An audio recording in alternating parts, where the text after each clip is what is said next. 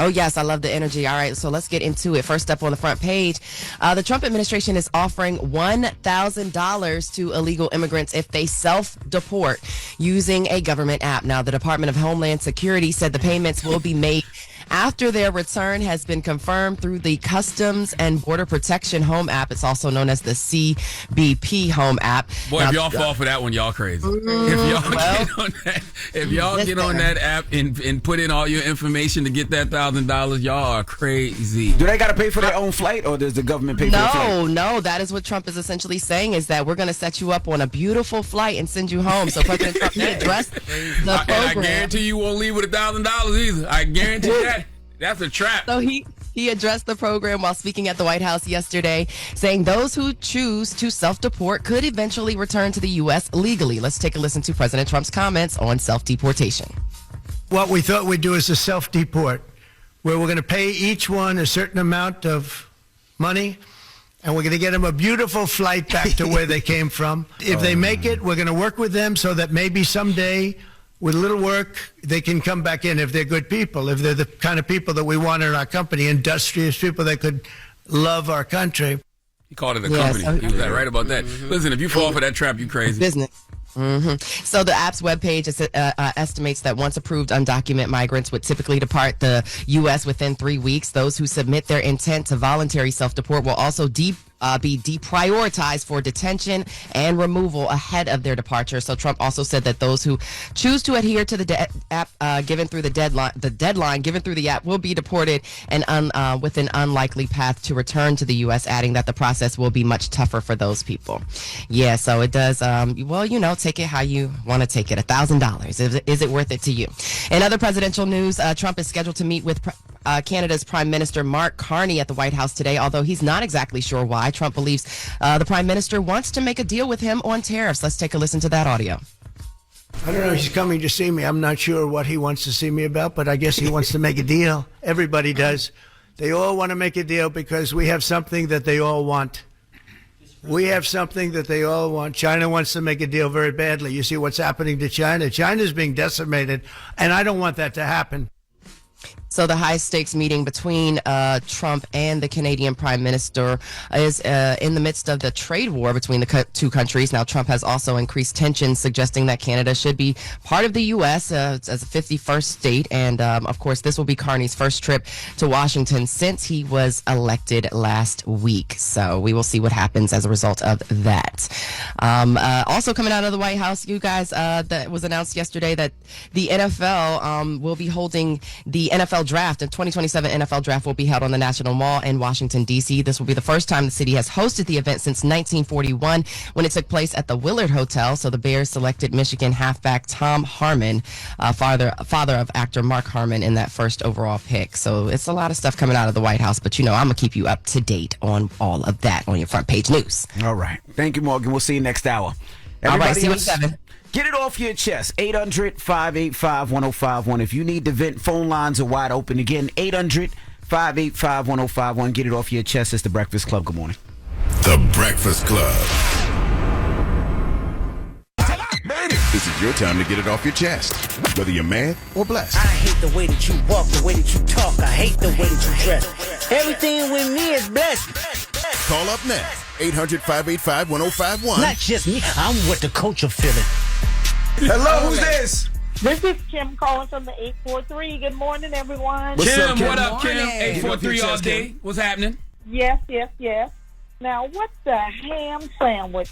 So we now paying to deport them too, right? So we're going to pay them twice to deport them. Now you know damn well Donald Trump is not about to pay these people. That is a boxing. None of them going to get paid, but just the audacity. It's a trap.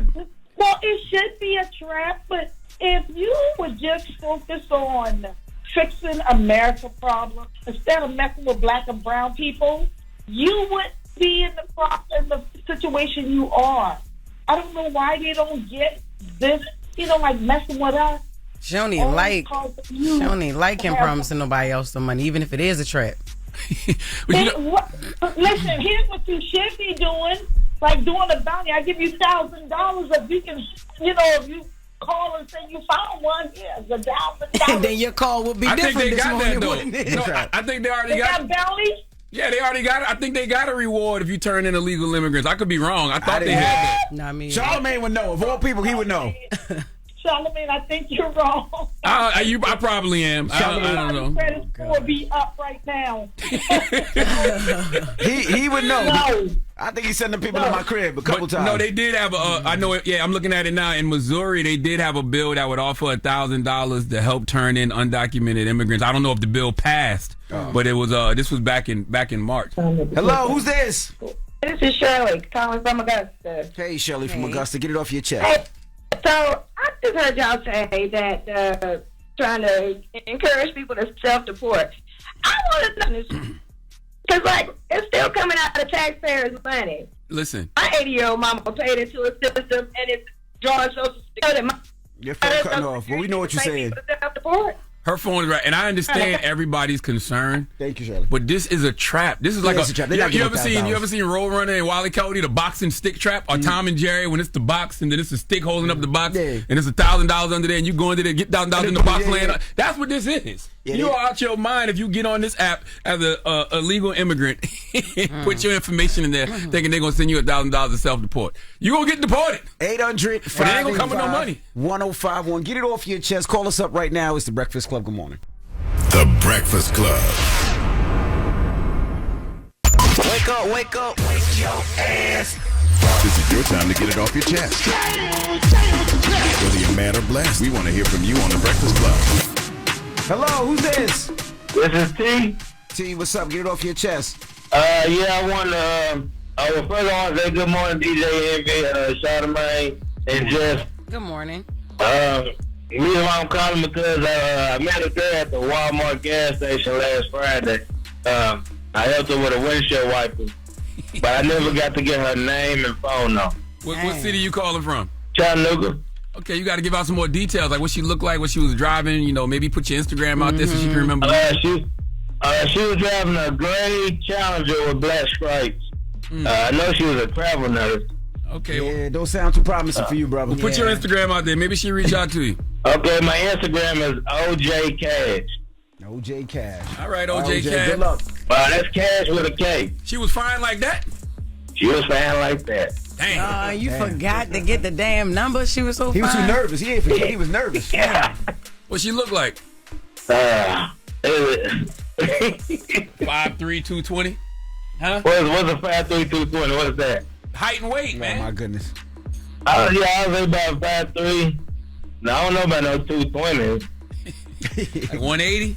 I'll get 180. Yeah, I know she was Damn. big. Oh, man. I know she was But big. that's how he like him. That's right. his type right there. Hello, who's this? Is she? Yo, what's up, brother? Get it off your chest. Nothing, man. I just want to say good morning to everybody with Breakfast Club. How y'all doing? Morning. Good, brother. Blessed, black, and highly favored, brother. No, this is my first time call. I've been listening for years, man. I was like, I'm going to go ahead and just call. I'm just getting out doing an overnight shift. Appreciate you, man. Where you work at? I work at a wine dispenser warehouse. Okay. All right, well, be safe out there, brother. Thank you for calling. Have a great day. I want to shout out to my beautiful queen, my fiance, Tia, my whole Hawkins family, my daughters, Cyan, Tiana, and my son, Kyrie. All right, brother. I think. Get it off your chest. 800-585-1051. If you need to vent, phone lines are wide open. We got the latest with Loren coming up. Yeah, we do. So yesterday, we told the world what was going to happen at the Met Gala, and it did go down exactly how we said. We're going to get into it. All right, we'll get into that next. It's the Breakfast Club. Good morning. The Breakfast Club. What Glorilla wore last night? Oh, she wasn't there. What happened? No, I saw her little booty butt popping on one of them not vlogs, one of them blog pages. I don't know. She was at the Met? Popping her No, I little don't booty. think she went to the No. Met. I think this was like after a show or a photo shoot or something. Let me stop acting like I care. I'm sure Lauren will tell Saying us. hello. Well, let's get to the latest with Lauren. Lauren becoming a straight fat. She gets them from somebody that knows somebody. She gets the details. I'm the homegirl that knows a little bit about everything. She be having the latest on you. The latest with Lauren LaRosa. Sometimes she have facts, sometimes she have details, sometimes she have a little bit of everything. Well, it's the latest. On the Breakfast Club. Talk to me. Alrighty, y'all. So there was some big news that came out of the Met Gala last night. Yesterday, when we talked about the Met Gala and the fact that it was the first Monday in May, which is always the Met Monday, we made some statements. We talked about Rihanna possibly revealing a pregnancy because that's what the people were saying was going to happen. And we talked about Future revealing something as well. Envy was so excited yesterday. He was like, Future got a surprise for everybody on the red carpet. I definitely didn't say it like that. You did. We got the audio. His little voice was not high. Definitely did not say it like that. He was happy, but he didn't go that high. Let's listen to how we predicted it yesterday. Let's take a listen. He don't got it. He does have it. I was sitting next to Brandon when he cut it. Whatever. We can move on then. No, we shouldn't be able to move on. If you had something, Loren, then they should have it for you. People also are predicting that maybe Rihanna, if the rumors are true, might reveal a surprise. And keep your eye on Future, the artist Future tonight, because I heard he has something that he's doing tonight that's going to be a little crazy. Yes, Future tonight, he's going for to the Met Gala carpet. Yeah. That didn't sound high You got to pitch. stop repeating stuff girls tell you, man. It wasn't high pitch, but wasn't high pitch. Don't get on Envy with his sources. Don't get on Envy When with gay his sources stylists because and girls baby. tell you stuff, you don't got to repeat it. Goblin. Give it to Loren. Goblin. I need to leave Envy alone because Envy's sources came through. Because what happened? Future popped out with his dreads cut off. And his hair is like a blondish brown, but he has no dreads anymore. And Rihanna has a baby bump. She and A$AP Rocky are expecting baby number 3. Hey. Congratulations, Rihanna Rocky. Yes, How you know about the hair, boo? How you know, boo? Hey, my little beige boo over there. Let's dive into the style. My little canary yellow comrade. How you knew, boo? I don't know. I'm not telling you my source. You was in Atlanta last weekend, huh? I'm not telling you my Getting that little sources. touch up on them fillers. Why he ain't cut it all the way down? Envy? Why he had a Really, why didn't he cut it all the way down? Because when I saw it, I was like, he could have cut it all the way down. Yeah, he looked like I did yesterday. And he said, keep your eye on Future. Yes, So keep your eye be on the Future on the lookout. red carpet because I knew he took his dreads out. So Okay. I knew he took his dreads out. They actually took it out. They didn't cut it. They took his dreads out. So I just said, look out for it on Future. I mean, on the red carpet. Oh, so he didn't cut him. He took him out. What you mean? Like he combed him out? I don't know anything about dreads, but they said he didn't cut it. They took him out. How long I don't know does what that means. take? I don't know. I'm not telling y'all nothing anymore. They're making me feel awkward and uncomfortable. All right. Okay, well, yes. 2 days. Rihanna, You A$AP even Rocky. talk like a white woman. You make me feel awkward and uncomfortable. You guys are gaslighting me, please. This is not a safe place for me. Rihanna and A$AP Rocky, as I mentioned, they revealed that they are expecting another baby. Yes, and he was so happy on that red carpet. Yes, let's take a listen to A$AP Rocky on the carpet talking about the baby. It feels amazing, It's tired of holding that, and it's time to just show the people what we was cooking up, and I'm glad everybody's happy for us because we definitely happy, You guys have been cooking a lot these past couple years, man. What's it mean to have so many people celebrate and be happy for you guys, people that you may never even meet?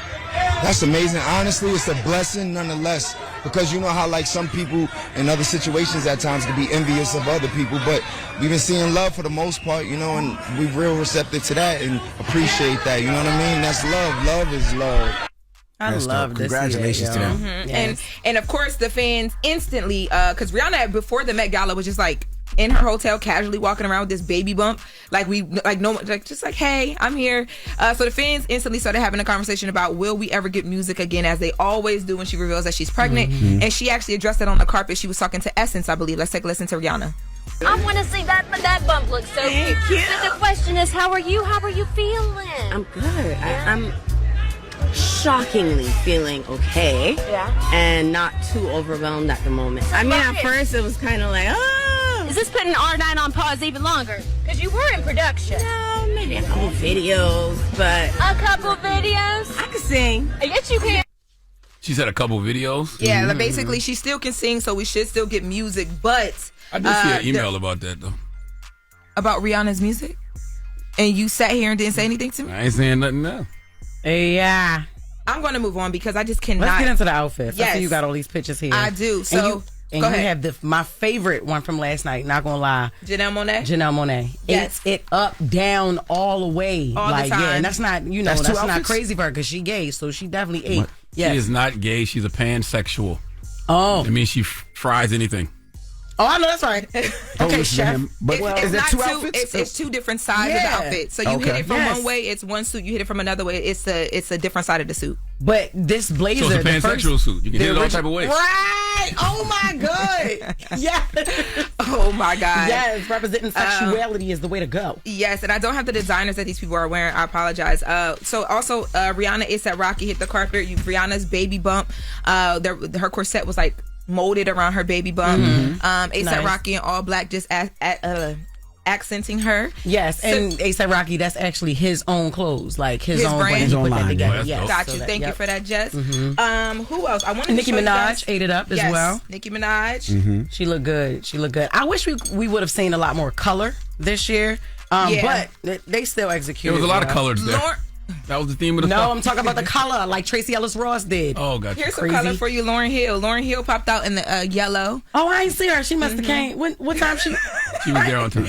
Oh, no, that's right. She looked good in that yellow though. She looked good. Lauryn Hill popped out on the carpet as well in an I didn't amazing see yellow her. tux. Savannah James was there in burgundy, and hers it was like a suit. She ate connected it to up. like this like a corset thing that connected to a skirt, and she was actually there by herself. There were reports that LeBron James was going to attend last night, but he had posted that unfortunately he couldn't make it because of his knee injury that he sustained at the end of the season. And LeBron James was one of the co-chairs, so people were looking for him to be there. He said he hates to miss an historical event. His beautiful, powerful queen will be there holding the castle down as she has always done, and she do. LeBron could have limped down that carpet. Because if they were still in the playoffs, would he have been there? That would have been even worse if they were still in the playoffs and he had showed up. I don't think so. Get to our girl. Doechii and LV, who she looked like a wallet. I love her. Look like a wallet. Yes. It's funny. Yes, I love her. Now I Yes, see she did that. good. Now I see the wallet. Yo, she also had the LV. It was like a face something on, like a tattoo or something like that. Yep. Yeah, and you know Dope. Pharrell was one of the big co-chairs as well, so there was a lot of LV on the carpet. Andre 3000, Three Stacks showed up, and a lot of people were wondering about his outfit. He had on like a blue jumpsuit and a piano strapped to his back. Now there is some context to his outfit. Actually, right before he stepped out onto the carpet, he revealed that he has some new music coming, and on the cover of the music, the project is called it's a new project, a 16-minute EP called 7 Piano Sketches. The cover of the project is literally what we saw him in last night. He's in a blue suit with a piano strap with 2 straps across his chest. Did he pull up in a U-Haul? How did he pull up? Because And the U-Haul is crazy. How would he get there? I just saw him on the carpet, so I don't know. But I know he had a trash bag in his hand. And that project is actually out. Yeah, it's out. It's out. Okay, It dropped minutes before he hit the carpet. I will say this: Andre 3000 is the only person who can make that look effortless. Andre 3000 is the only person that can show up with a piano on his back and make it look like he's not even trying. Yeah, or make it look like he's not carrying a damn piano. I have so many questions. When he got inside, who helped him to get it off? You know what I mean? I have so many questions. Also, so the theme was tailoring black style, right? Yes. How many people actually wore black designers and black brands? I don't know all of the designers at all of the brands, but I'm sure that there were some people there in it. And if so, are black brands usually represented at the Met Gala? I don't know. It depends on the artist. And normally, like, a fashion house will invite you. So, like, for instance, Kai Cenat said he didn't go to the actual Met Gala because the designer who reached out to him to go with him and to be, he didn't like the designer. He didn't want to go. So it just depends. But there are a lot of people who intentionally, work with black designers, black fashion houses, black creative directors. Law Roach had a lot of people that he dressed last night. Okay. Black stylists. Yeah. Because I would hope that if they were tailoring black style, they would be using black designers, black brands. Absolutely. A lot of it too is just the essence of like what we as black people have like created the style and the vibe for, that a lot of these big fashion houses have taken but not have invited us to. So now we're here to basically reclaim. Like that was kind of the feeling as well too. Period. And Lupita Nyong'o killed it. I'm shocked that I didn't see Michael B. Jordan though. I ain't gonna lie, because the way he just ate all of those fits up and centers, we were supposed to see that on the red carpet. But yes, I did see. Where was Jonathan Rick Majors James with the civil rights not couture? Rick James, goddamn, Alicia Keys and Swiss Beats. Swiss Beats. Yes. Yeah. They was both dressed like Stevie Wonder. They was both Alicia dressed Keys like had the Stevie Wonder braids and Swiss had the Stevie Wonder blindness. The do-rag. He had a do-rag. And the shade. Let me tell y'all. Stevie Wonder was talking to La La La La, hosted the red carpet, and I know we got to wrap up. And he was talking to her about... talking to La La La La La. La La. No, he said La La La La La. I'm trying to say it fast because we got to get out of here. La La hosted the red carpet. Tiana Taylor did as well too, right? Nice. Stevie Wonder was talking to La La, and I was wondering, how does he know that they put him in the right theme? All right, man. Let's go to commercial. I swear to God, I was wondering that. It's disrespectful. He has people around him. He has disrespectful. handlers. That's so He act disrespectful. like he lived by himself. He moved by himself. He got dressed by himself. How did he get there? How did he actually get there? Check like everybody around him blind. Like nobody around him can see. You just gotta. Did he get on the plane? I was thinking about it. I was like, how does he know for a fact that because like, of the people around him? But how do you know it's what you want? Like, this is how I want to look tonight. Like, how does he know that? You know how long he been blind? All right. The Met Gala ain't where he went blind at. He been blind. Oh my That's goodness! so All right, crazy. front page news is next. It's the Breakfast Club. Good morning. You're checking out The Breakfast Club. Morning, everybody. It's DJ NV, Jess Hilarious, Charlamagne the Guy. We are the Breakfast Club. Let's get in some front page news. Now, last night, sports.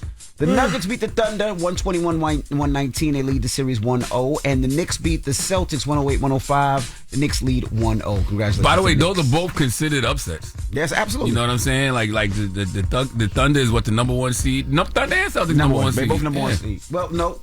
I think not? Cavaliers. Yeah, they're number 2. Oh, Celtics number 2. Yeah. Celtics number 2. Morning, Morgan. Hey, y'all. Hey. All right, let's get back into the front page news. So the Real ID deadline is tomorrow on Wednesday. The Trump administration says all states will need to comply by the May 7th deadline. Real ID is an enhanced security driver's license that will be needed to board any domestic, that's stateside, airline flight in lieu of a passport. So if you do have a passport, I believe that you will be okay at least to travel, but you will still need to get your Real ID and become Real ID compliant. Now, some states are complaining of long lines at the DMV, MVA, MVD, whatever you call it. It's Department of Motor Vehicles. And then there are anticipated delays. There will be anticipated delays at airports, long lines at airports in the coming weeks and days as a result of this. Speaking of airports, flight delays and cancellations continue at Liberty Newark International Airport, while United Airlines is recommending travelers consider another airport for their plans. Now, New York Senator Chuck Schumer, he's calling on the U.S. Inspector General to investigate continued chaos at Newark International. Schumer says the Federal Aviation Administration is a total mess with air traffic control staff shortages wreaking havoc on travel. Now, he wants the probe to figure out if DOGE cuts impacted the agency's efficiency along with aging technology that is failing. Let's take a listen to Senator Chuck Schumer's comments. Well, to say that there is just minor turbulence at Newark Airport and the FAA, that would be the understatement of the year. We know that airlines have been canceling flights. We have ATC folks giving warnings. We have a 1990 technology being used in 2025. And we have safety issues, plain and simple.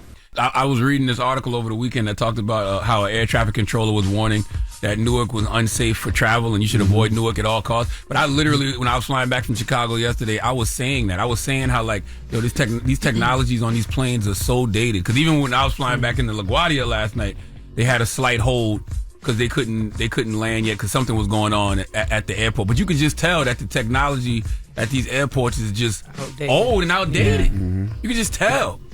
And then when we landed at LaGuardia, people were sleeping. Like, you would think it was the holidays. Like, it was just a random Monday night, 11 o'clock at night. People were sleeping. Flights were delayed. People's flights got canceled. It was crazy. And this was at LaGuardia. Wow. And of course, New York Senior Senator Schumer, he says he wants to ensure that the problem doesn't get any worse or spread. And of course, this comes as Newark Airport has been experiencing ongoing delays since last week. I believe there was a 90-second blackout on April 28th with radar and communications that supposedly, left things really, really bad. And in fact, a lot of those air traffic controllers walked off the job saying that they are dealing with trauma leave and as a result of all of this chaos. April 28th was last Monday, right? Yeah. That happened to us. We had to land. We was coming from Orlando and had to land in Richmond because the radars were out at Newark. That's crazy. So the authorities essentially are saying, try another airport if you can. And, you got to tell me twice. Yeah, I usually take LaGuardia anyway. LaGuardia or JFK. I'd rather take the extra little trip than to go to Newark because Newark is just... And that's the craziest thing ever because I fly in and out of Newark almost every week. And that's like the best airport to me. But god damn, I hate going to New York to fly. Now listen, that new Newark terminal is dope now. I think it's Terminal A. That terminal is... You said Newark. Yeah, Newark. Yes, but I love the airport. But the fact that it's unsafe to travel... you ain't got to tell me twice to not travel out of there. But I use the airport like all the time. Right. Yeah, something to keep in mind. Switching gears, New York Attorney General Letitia James is leading a coalition of 19 other attorneys general in suing to block the Trump administration from dismantling the U.S. Department of Health and Human Services. Now, she says those affected by HHS cuts are 9/11 heroes and more. Let's take a listen to New York Attorney General Letitia James' comments. And since taking office, this administration has fired scientists, closed labs, shuttered life-saving programs without rhyme, reason, or any legal authority, will be denied care because this administration chose to fire their doctors. And at the same time, children in New York and across the country are at risk of losing access to Head Start. She called the mass firings illegal, dangerous, and cruel. James also said that those at risk include children, working parents, seniors, foster families, and those who struggle with mental health and substance abuse, in addition to first responders who will be impacted by that. The cuts and restructuring affect departments like the FDA, CDC, and National Institutes of Health. So I will continue to keep you posted on that in terms of what happens in that coalition and their efforts. And closing things out, closing arguments are wrapping up in the murder trial of 3 former Memphis police officers who are being charged in the beating death of Tyree Nichols. Now, the prosecution says the case boils down to the simple fact, while the attorney for the accused officers made his closing arguments. Let's take a listen to those closing arguments. That night, January 7th, 2023, those 3 officers did bad things. Public officials put their lives on the line for us each day, and they're trying to do right. So it's not a case where they're abusing the badge and trying to go out there and prove a point. So over 6 days, attorneys called 17 witnesses, including a police trainer who admitted the force used on Nichols was excessive. None of the former officers testified in that trial. Prosecutors previously rested their case after calling 5 witnesses, saying video evidence clearly shows what happened that night in 2023. And closing arguments will continue today. And then we will be on verdict watch, and I will keep you posted as to what happens in that case and that trial as well. That's your front page news, y'all. Follow me on socials at Morgan Media, MorganMedia, and for more news coverage, follow at Black Information Network. Download the free iHeartRadio app and visit us at BINnews.com. Thank you. Peace, Morgan. All right, Morgan. All right, y'all. All right, now when we come back, Shakur Stevenson will be joining us. He has a WBC lightweight championship on July 12th. So we're going to talk to him about that fight and so much more. So don't move. It's The Breakfast Club. Good morning. The Breakfast Club. Morning, everybody. It's DJ NV, Jess Hilarious, Charlamagne the Guy. We are The Breakfast Club. Arce is here as well. That means we got a special guest in the building. That's right. The lightweight, everybody's scared to fight, if you ask me. From Newark, New Jersey, ladies and gentlemen, Shakur Stevenson. Welcome, brother. How you feeling? I'm good. Mm-hmm. You fighting against William Zapata on July 12th, right? Yeah. That's a mandatory, right? Yes, he actually the intern champ, so okay. He got the little belt below my weight class, so I'm gonna beat him up though. All right. He said a little belt. He said a little belt. Little belt. What do you think of him? His skills, all that good stuff. Nah, he's actually a really tough fighter. He's gonna come and put the pressure, and he's gonna come to fight. So it ain't gonna be a boring fight. It's gonna be an entertaining fight, and I'm just ready to put on a show. I want to know why everybody afraid to fight you. I don't know if it's afraid or what, right? But I saw Rolly recently say that you are overrated because he said he feel like you got a weak resume. To me, I don't think your resume is your fault because it's not like you aren't calling out these guys. It's not like you don't want to fight the best. Yeah, actually, I'm the guy that really try to fight everybody. Like my last fight, I tried to fight the Kid Austin guy, and he ended up sick and caught the flu. And I tried to fight Frank Martin, he pulled out. So I can't really take what Rolly said serious. Rolly been knocked out before. So. and you can't like he's a clown. He's a clown. So somebody like that can't call somebody like what's a weak resume? If you won titles in different divisions, and he's a former unified champion. Besides Tank, what's his resume? Yeah, and he got knocked out. Truthfully, and he got knocked out. So who would you want to fight? Who would you love to fight that you feel like you just can't get it done? You want to fight Tank? I don't want to keep saying that. I done said it. You want to fight Tank? Dog, but I think that's the biggest fight in the sport of boxing. Nice. She a big Tank. You know she from Baltimore. You want Tank to knock you out, yo?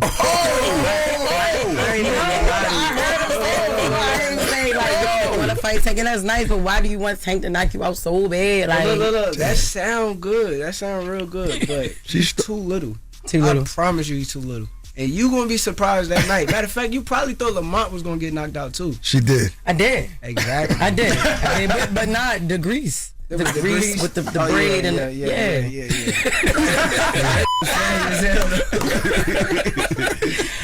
Did the fight with Roques change how you looked at Tank in any way? I knew how the fight was gonna go. I bet money and won money that night. I knew exactly how that fight was gonna go. I had Lamont Roach come to my training camp for sparring, and when he pulled up for sparring, I kind of knew like what type of fighter he was, and I kind of imaged in my brain how the fight was gonna go with him and Tank, and I swear it kind of went exactly like I said. Wow. Who do you feel won the fight?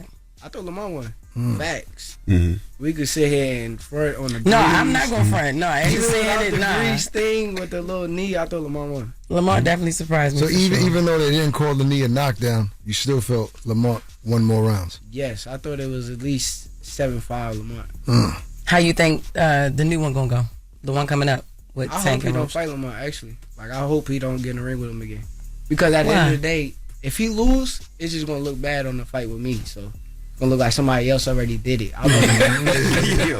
He's right. It's going that fight stock is going to go a little down. But I heard Tank might be fighting Jake Paul. There's still rumors about that again. That's what I heard. What do you think about that fight if that happens? You think he takes it out of real fighting to this is I comical mean, now? you know, it's a business, so he probably just trying to go get a bag. So I ain't, I don't knock nobody for trying to make a bag, but I think he do got to fight me before he retire. Yeah, I mean, it's interesting, right? Because does Tank have a great resume when you look at it like that?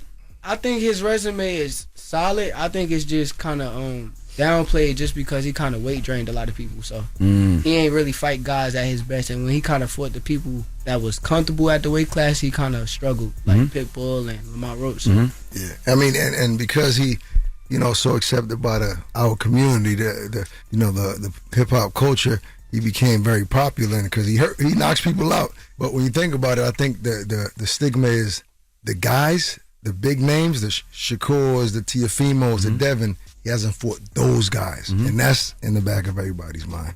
Why don't those fights happen? Yeah, I think it's a lot of politics, though. I think it's a lot of people, getting in the way of certain fights, and it's also fighters too. Like Tank got to be the person that says, "I want to fight this guy," and when he says he want to fight somebody, he's gonna make it happen. So it's on him.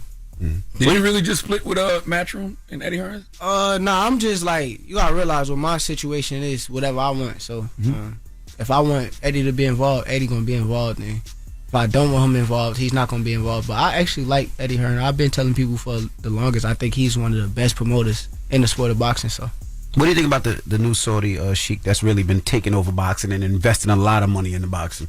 I like it. It's kind of like a gift and a curse because I feel like he want to make the biggest and best fights happen, but also he got to know like what fighters is the best fighters. Like he got to understand the sport of boxing a little bit more too. So I like it, but still it's like I want him to like do a little bit more homework and understand like who is the best fighters, and if you want the best versus the best, make the best versus the best, not really the. Can you talk about the little, I guess, not disagreement, but miscommunication you had with him because you fought in Saudi against Padley. You said you had the biggest bag of your life over there, and you made easy work of Padley. Easy and you work. had a 2-fight deal with Matchroom, and then for the Cepeda fight you put out on social media, they promised me a certain amount of money, and now they backtracking on that. But then put out a tweet saying, we got it together. We figured it out. So explain that whole situation.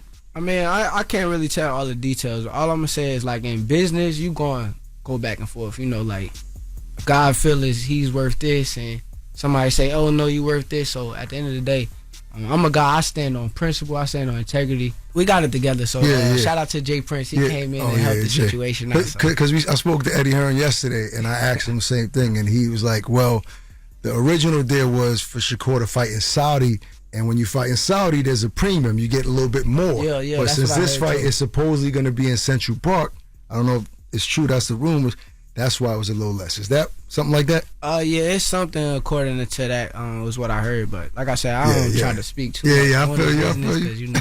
What do you think about They was giving you a little backlash though because they said you apologized just to get a higher payday. Did he say that? Did the Turk be like, all right, man, you better apologize for that now? If not, I'm gonna keep you back. At the end of the day, it was kind of a miscommunication. Okay. And I kind of reacted quick instead of thinking about what I was doing. So with the miscommunication, that's why I just had to, be a man and do what I had to do type. And you said something else that makes a lot of sense. Who is talking to the Turk about boxing? That's what I be saying. I feel as though, like, I ain't going to say the people around him, but I do think that a lot of people need to do their homework enough to understand what's what. And once they understand it, just like with this card, they got me the co-main event under Edgar. And Edgar my homie, I ain't going to say nothing bad about him, but I'm the biggest star on the card. Yeah. I'm the guy that's like people want to see. I'm in the biggest fight. I got the best resume. Like I ain't even gonna say resume because they try to trash it, but I'm the most accomplished too. So just to put me on like his undercard, it really don't make no sense. I didn't even look at the card. I just assumed that was the main event. That's what I'm saying. I didn't know who he was on the undercard. Yeah, but I heard that it's kind of like what's happening in Times Square. They like all main events. Okay, you know what I mean? Like kind of co-main or main. But main. like, even if they was main event, take me out that card. What do you think that card does? Like nobody really gonna pay attention to it. They paying attention to it because it's me. Yeah, I mean you're the only multi-division champion, so I hear you. I hear your argument. But as far as Turkey, I'll touch on that too. He's a real fight fan, right? He loves the sport, and he's obviously poured so much money into it. He wants to get it right. He'll take, Eddie Hearn knows the sport and other people, so he's trying to make it better. But when you come into something new like that, you might make mistakes here and there. But I think he's put so much air into the sport, like so much life into it, that, these fighters are happy. He is making the best fights, to me, over the last couple of years. Yeah. He tried to make the best fights, but it's still, I like the biggest and best fights. I want to fight Tank. All right, we got more with Shakur Stevenson when we come back. Don't move. It's the Breakfast Club. Good morning. Morning, everybody. It's DJ NV, Jess Hilarious, Charlamagne the Guy. We are the Breakfast Club. We're still kicking it with Shakur Stevenson boxing. His next fight is July 12th against William Zepeda. Now, I was going to ask, what's your opinion on the way that these fights, like a Times Square fight and Central Park fight, and how does that affect the boxer? Because it could be too humid out there. So how do you like those type of fights where it's just off brand of where it usually is, or? I don't care where I fight at. We can fight anywhere, truthfully. But I think that the Central Park and the Town Square, I think that's cool. Like I think people performed in Central Park before, so I'm all for it. Have you ever had a conversation with Turkey, UJ Prince about Tank, and like has he ever said that I'm gonna make Tank an offer to fight you? Nah, he's definitely want the Tank fight. Okay. He want the Tank. Like I said, it's all up to Tank. So he gotta just come on board and let's make a big ass bag. Let's do it. When you talk about fighting outside, do you think there's like an underappreciated mental side to boxing that fans and commentators don't understand?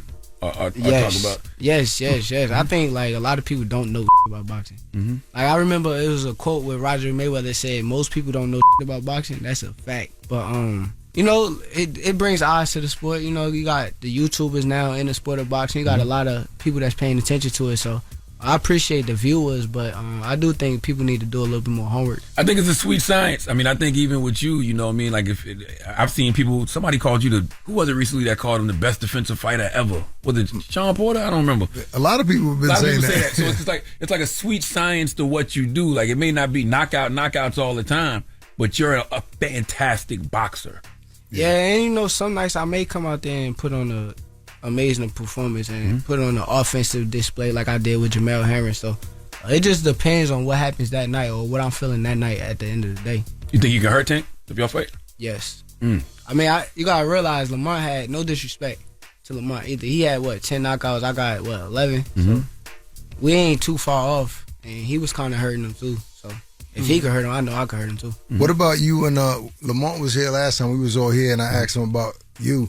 If if the Tank fight doesn't happen, perfect. We was talking about if he wins. He said, "Yeah, Shakur's on my list next." Perfect. I think that me and him been talking about this for years. So like, I already like Lamont, my boy. I'm real cool with him, but we could really squabble at the end of the day. So if it come down to it, and Tank say he don't want to fight him again, I'll go fight Lamont next. Let's talk about your bro, Keyshawn Davis. Right, like obviously he on fire right now. He about to fight De Los Santos, a common opponent that you fought. People are really trying to put y'all against each other, not only in a fight, but just like, I think he gonna beat De Los Santos better than Shakur did. Do you worry about that at all? Nah, because at the end of the day, I want him to. Like, at the end of the day, you gotta realize when I met Keyshawn was like 13 years old, little bad kid from the gutter, and it's like, I kind of like grabbed him up, like, this is my brother, we make him better, and so it's like now, to see him evolve and to see him become world champion, that's something good for me. Like if he go out there and crush De Los Santos, that's good for me. That make me feel good about just myself too. Are you taking him under the wing and all that? Yeah, it's like my brother. So at the end of the day, I'm not. Most fighters are throwing shots at that. They're like, man, ain't no friends or brothers in this business. I don't know why Shakur is saying he'll never fight Keyshawn and vice versa. But if you have somebody that you really close with, you gotta get in the ring and you gotta kill mentality. He gotta kill mentality. It's like, what you talking about? I don't want to hit that. So. Yeah, no, I feel you. I'll fight. Tell any fighters that got something to say about it. I'll fight them. Fight me. How about that? How difficult is it to not take boxing personal? Because y'all all going in there and beating up on each other. You know what I'm saying? Like, I mean, it's very difficult. You gotta still understand it's a business and a sport at the end of the day. That's why I kind of used to go wrong. I used to always take it personal, and I used to feel like, because it's my life at the end of the day, so now I'm just at a point where it's like, I understand it's a business, I understand it's a sport. Just how you said Tank going to fight Jake Paul, that makes sense. Like, I get why you would go fight Jake Paul, but just don't retire without fighting me, is how I feel. He want that smoke so bad. The Tank Jake Paul thing is cool if it's a real fight. I mean, I really mean that. I don't know how real these fights are. Well, Jake Paul fights are real. I'm going to speak on his behalf because I've, done business with him. Y'all seen fake fights before? Yeah. I'm not saying they fake, but I think people might hold back a little bit. Who you think? He's talking about like the Tyson fight.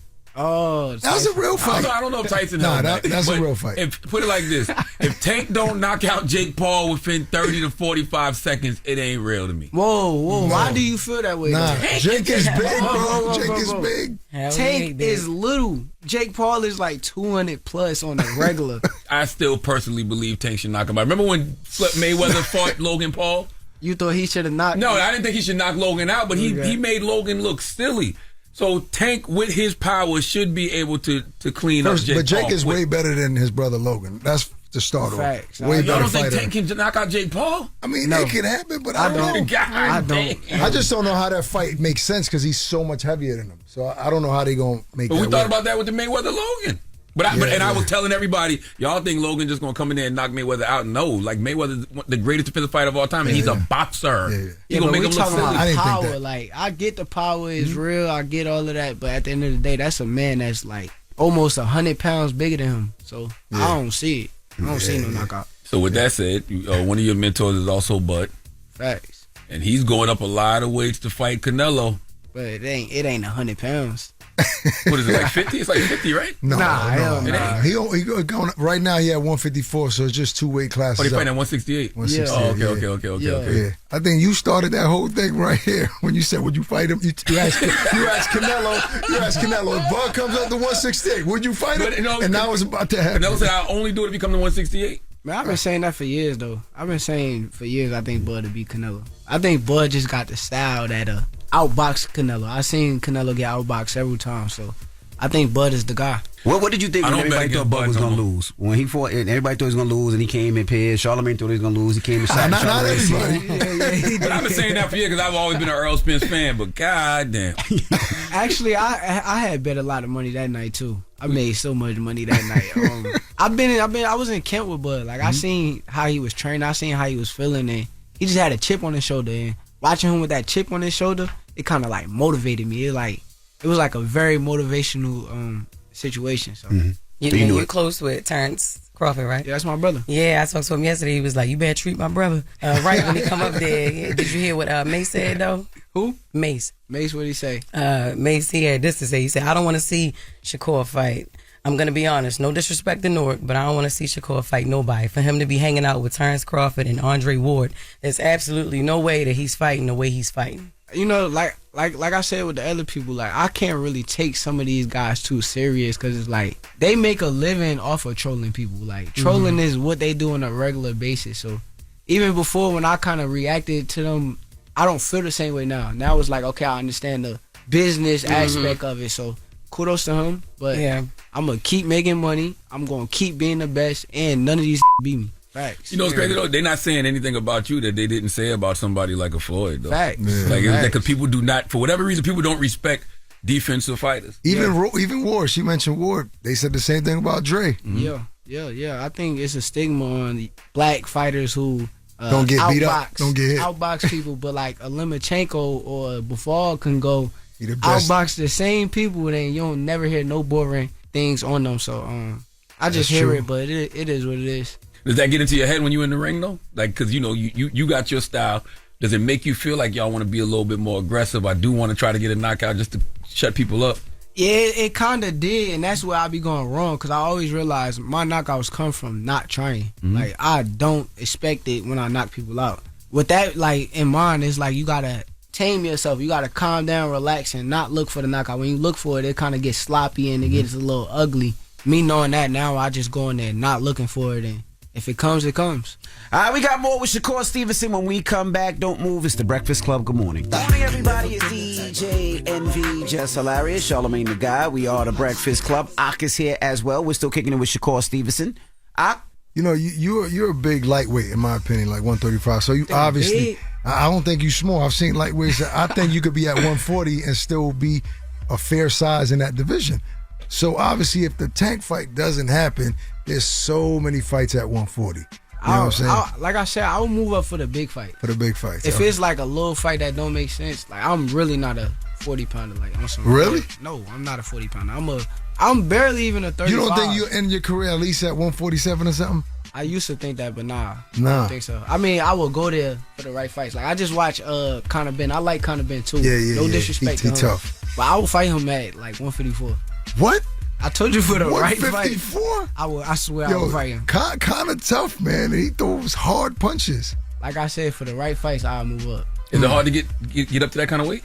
I mean, you'll have to like, I guess, train a little harder as far as weight wise and put on a little bit more weight. But I think skills pay the bills. Like I feel like with my skills, I can fight a lot of guys at the higher weight class. Will that slow you down defensively though? Nah, my defense is always there. Like I said, I spar with Bud on the regular. Like I spar with big guys regularly, so it ain't gonna slow nothing down. It was Sean Porter who said he feels I sparred him for my last camp. Okay. Yeah. Oh, so that maybe that's where he got that from. Because he said I've never seen a fighter with the kind of defense that Shakur Stevenson has, and he says he feels like your defense is even greater than Mayweather. Shout out to Sean Porter, man. That's my guy. Hey, shout out to my youngest back here too. This Zaquin Moses and Mayweather Chance young fighters. They're your new boxers, right? They're your boxers. You manage them. My little cousin and they're my little brother too. So young fighters coming up, they professional too. So. Yeah, they can fight. But how did you feel when Sean said that about you? I appreciate it because Sean actually been in there firsthand. So he went to the ring and sparred me. So he seen what I can do. And when he got out the ring, he kind of knew, like, okay, he's the guy. So I appreciate Sean. Actually, I feel like if Sean wanted to come back right now, he could come back for the right fight. Wow. Yeah, he kind of surprised me. He did 6 rounds with me, so I respect him. Did you study Mayweather? Yes. Okay. I study everything about Floyd from head to toe. Yes. When he heard that, or if he heard it, did he hit you up like, all right, now, you don't think you better than me?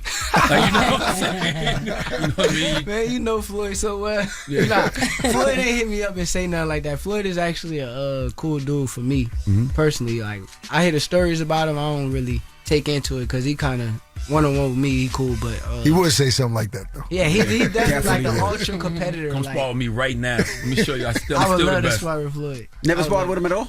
I would love to, but like the thing is, like even when I watch, because I know he probably a little hesitating about sparring the young fighters now, because with Devin's situation, they kind of put out there that they beat him up and all of that. I'm not that type of dude. Like if I sparred with Floyd, nobody would know how I went. It would be just me learning. Like I wouldn't even go in there to try to, like Floyd older now, so I wasn't going there to try to get off on Floyd. I'm going in there to learn. Like okay, let me watch his reaction. Let me see how his speed is at this age. What little tricks he got going in. I'll probably take them tricks and use them in the ring for myself. So that's just the type of dude I am. Is there a fighter that you kind of fought and really got off on him, but you actually personally like him? And you're like, damn, I wish it didn't have to be him. I wish it didn't have to like beat him up like that.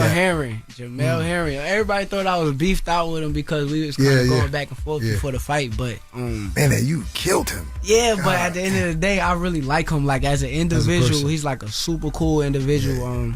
He always like looking out for me before that, so I appreciate Jamel. Think he like you? Have you beat his ass like that? Nah, he actually does though. We actually even cool, after. So, after, we cool. Nice. What's something you learned outside the ring that's helped you the most inside the ring? The smartest man will win. And that's in any situation. When it comes to business, anything, the smartest man is always gonna win. And I think as far as boxing, being able to outsmart my opponents is kind of what took me over the edge with everybody. Let's talk Ryan Garcia. A lot of people saying he's so the controversy aside with the Devin thing, right? With the PED thing, we saw him beat Devin bad, and he was at a weight where he was comfortable, 142. So how does a Tank and Ryan fight play out if it was at 140 or a weight that Ryan was more comfortable in? I think it'll be a very different fight. I think Tank is he's a good fighter, but like the Ryan Garcia that he fought that night wasn't the same Ryan Garcia that Devin Haney fought. And Ryan was feeling good. And you actually seen when he fought Tank, he didn't have no respect for Tank. Like he wasn't scared of Tank at all. It just was the fact that he wasn't able to take the punches that was coming back at him. So I think it'll be a very different fight. So you beat William on July 12th. Let's just say you beat William on July 12th. Tank beats Roach, but then Tank goes to fight Jake Paul. Tank don't want a Shakur Stevenson fight. What does Shakur Stevenson do for his legacy and his resume then? I just keep working, fight the next best available opponents, and stay focused. At the end of the day, the movement doesn't revolve around him. So whatever he got going on, he got going on. If he says he don't want to fight me, he retires without fighting me, that's cool. That's on his legacy. He got to live with that. But truthfully, for me, I fight the next available opponents. I fight Lamont Roach. Maybe running back with an Edwin De Los Santos or something. So honestly, I just stay focused, and I think my time gonna come. Would you be disappointed if you don't ever get that fight? I would just be disappointed in the fact that the way he was talking, like the way he on my list, and like the way he kind of put out threats in a way like somebody's supposed to be scared of that. It would be disappointing that we don't get to clash in the ring, but if he go do that, who's the next best star? Like, is it a Ryan or Ciofalo? Like, where it would be still a big money fight? I would fight all of them guys. I've been saying I want to fight Tio for the longest, so Tio will be the perfect fight for me. But I think like boxing will forever evolve, so it's never going to just stop with one person. Guy, yeah. So it may be a young superstar coming up. I like the Emiliano Vargas. I see superstar potential with him. Right. Maybe one day in the sport, me and him could lock in and get a big fight going. So I just got to stay focused and stay on my game. Yeah, I don't want to hear none of them fighters say Shakur is overrated. I don't want to hear them fighters say Shakur can't knock nobody out if you're not going to get in the ring with him. Facts. That's how I feel. That's a great point. Don't say none of that if you're not going to get in the ring with him. You can't beat him. Word. Well, we appreciate you for joining us this morning, brother. Yeah, appreciate y'all too. And have a successful camp, because I know you're about to hit camp, right? Yes, sir. Yes, sir. All right. Well, it's the Breakfast Club. It's Shakur Stevenson. Good morning. There you go. I love this place. No, I'm telling Justice cameraman, because he was out on the night in the town. Don't say the New York names. last night. I'm not, but there was a woman trying to holler at him, and I'm like, that's because her husband likes guys, and she picks up guys for her husband. So he think he bagging the woman. Yeah. The woman getting the number for her guy. Mm-hmm. Yeah, buddy. You think you being put in the bag. Yes. Yeah, buddy. Morning, we on the Breakfast Club. buddy. Yo, yeah. Don't play with him can, like that. Can I ask y'all one question? If a guy asks another man what his love language is, what does that usually mean? It sounds like you saying, trying to really get to know the man. Keep your eyes on Future tonight. That's what you said. Keep your eyes on Future tonight. Keep your eyes on Future. Let's get to the latest with Loren. Loren be coming with straight facts. She gets them from somebody that knows somebody. She gets the details. I'm the homegirl that knows a little bit about everything. She be having the latest on you. The latest with Lauren LaRosa. Sometimes she have facts, sometimes she have details, sometimes she have a little bit of everything. What was the latest? On the Breakfast Club. Talk to me. All right, y'all. So yesterday I went to the first day of Diddy's trial. It was the first day of jury selection, and man, was it a long day. We were there from like 9:30 to like 6:30. At night? Yes. Wow. Dang. They went through, it was because there's a lot of jurors. There's like, I think the pool is like anywhere from like 150, 175. I believe it's 150 people big. So you got to see the jurors. Not all of them, but yes. Okay. Because we couldn't do all of them in one day, but yes. So when I first got there, first of all, it was horrible day to have to be outside of anywhere, but I was outside and there was like tons of media press set up, so we did our intro into the fact that I'll be covering it for the latest with Lauren LaRosa, so you guys will see that on my YouTube channel, but there was a lot of media there, but not as much as I thought would be there, but I think it's because it's the first day. Once I got into the courtroom, I was told that I was already too late to go in the actual courtroom where Puff was going to be. So I went into an overflow room. So in the overflow room, all you could do is listen. So from 9:30 to like 2, maybe 1:30, I was just sitting there listening to juror after juror after juror after juror. Y'all, I felt like I was in school. What did they do? Like interview them? type of Yes, stuff? they interviewed them. So they have this list that they put together. It's a people and places list. Mm-hmm. And Like, then they, have you ever heard No Way Out? Is that your favorite album? That type of stuff? not those exact words, but similar to it. So they ask you, they ask people about different celebrities they know. Michael B. Jordan was on the list. Kid Cudi was on the list. Kanye West was on the list. Some of Diddy's family, including his kids, were on the list. Did any of the jurors know any of them or no? Yeah, there were some jurors who knew different people. So like there was. Were they old? It was old and young. So there was one woman, she was an older white woman. She thought Michael B. Jordan was Michael Jordan, but she knew that it was a celebrity. There was another girl So who they picked her. They was like, "Oh, we taking her." No, had to. I'm trying. Yeah, I think they let her rock because you could tell that like she honestly just didn't know. Right. There was another girl. I didn't get to see her. This is when I was in overflow room. Who actually she knew everything. Like she was like she's a big fan of the '90s. She named multiple people. Loren Gibson was on the list, who was Diddy's choreographer and dance instructor for some years. She named her off the list. She started singing songs. You can hate me now. No, she didn't start singing songs, but she was the only person I heard that whole day identify Loren Gibson. So I'm like, oh, she really knows. But she says she used to watch Making the Band a lot. Yes. So yeah, they did that whole thing. They also, there was a bunch of different places, like different hotels and things of that nature that, Puff either would have been at, or like people that are of a celebrity or like a certain status go to. They were trying to identify, if you know these places, have you been there, whatever. Was the majority women, men, white, black? It was mixed. Really? It was a very diverse pool. White, black, men, women, young, old. It was very, very diverse. There was one man that stood out to me.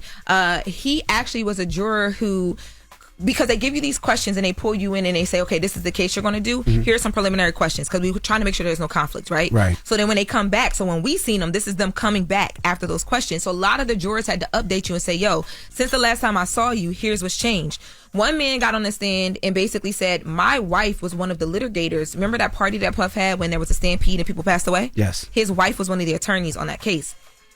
His wife found out from another woman or another person who was on the jury, who went back and told her significant other that she had seen him just in the pool, and then he works with the wife and was like, oh, your husband's on the Diddy case.